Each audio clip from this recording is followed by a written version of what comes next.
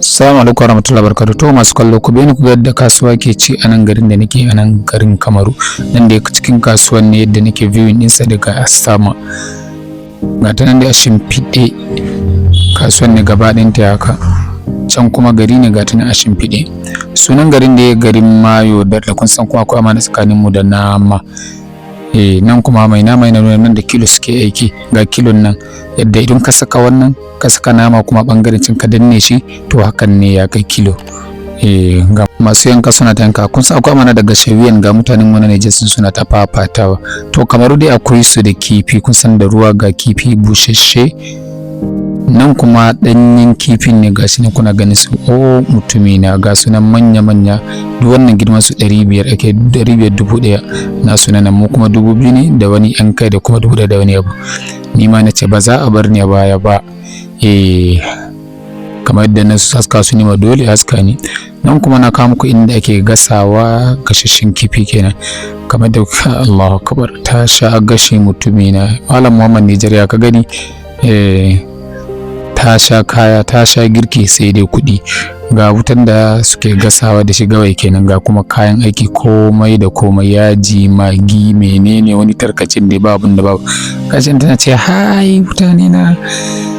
Nan kuma gwani ne limamin tahajji kenan wani abokina da shagonsa kamar dai suna amfani da manja da man gyaɗa amma sun fi amfani da man gyaɗa. Nan ma dai kasuwa ne yake ta gudana.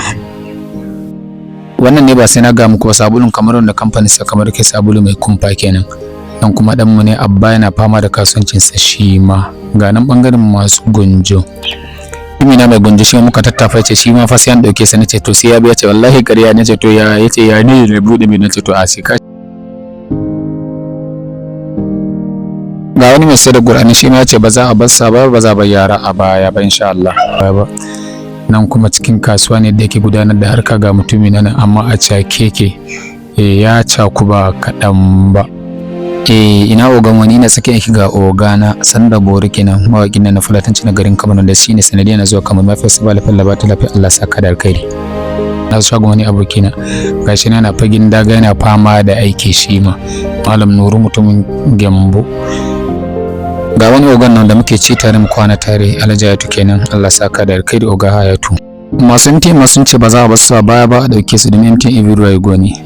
Nan kuma na buga mini faransanci na can ta matsayi wani yanzu da Mamman Nijar ga kayan marmari kuma su irin fiyo ayaba da mango da nan kuma barkonon da ka fi samu sa Gembu da kuma nan Kamaru da kuma wajen waken da ka fi samu sa Gembu da nan Kamaru.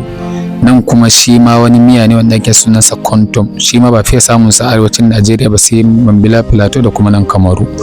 Nan kuma kayan aiki garin masara nan ma kayan aiki ne garin kwaki da kuma shinkafa wanda ake wannan soso ne wannan boki da ke ce masa.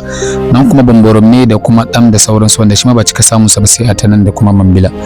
Kamar yadda idan ka bullo garin Kano zaka ta ganin awara ko ina to su kuma na idan ka bullo ga irin abubuwan da zaka dinga gani ake sayarwa na ce ana ce masa makala da sauransu.